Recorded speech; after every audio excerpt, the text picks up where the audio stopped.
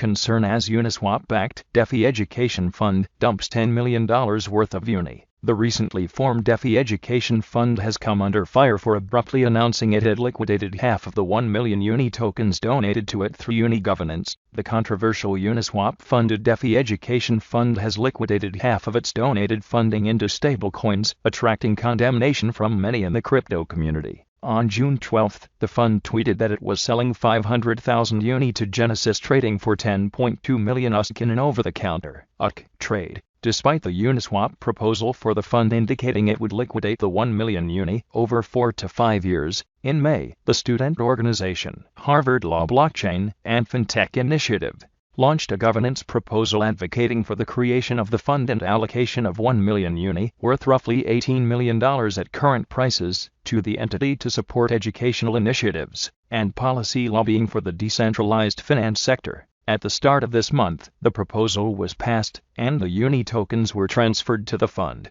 The incident has reignited concerns regarding the centralization of Uniswap's governance process and called into question the transparency and motives of the fund. Blockchain sleuths were able to identify that Larry Sukernick, one of the multi-signers behind the education fund, had sold 2,612 UNI just a few hours prior to the UNI deal. On Twitter, Sukernick defended the trade, stating the UNI he sold was from a grant he'd only received a few weeks earlier. On-chain history doesn't tell the full story.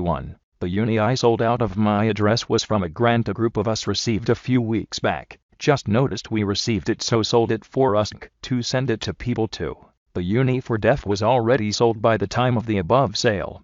July 13, 2021. Related, Cointelegraph Consulting, the race between Uniswap DEX. Speaking to Cointelegraph, DeFi Watch founder Chris Black emphasized that Harvard Law had made it clear the intent was to gradually sell the 1 M UNI over a 4 to 5 year period and not dump large amounts at once. The fund then just sold 50% of the 1 M UNI for us without explanation. They still haven't explained why, despite hundreds of people asking them today, he added. On July 13, Black posted a governance thread demanding transparency regarding the fund, expressing concerns regarding the voting process surrounding the proposal, the creation of the fund, and the possible role of Uniswap investor Andreessen Horowitz, A16Z, in influencing the events. The DeFi Education Fund committee members, the Uniswap core team, and its investors, including A16Z, have refused to answer any specific questions posed to them about the fund's origins, who came up with the idea, how future policy will be derived, and more. Black wrote, noting that a letter he sent to Andreessen Horowitz had been willfully ignored.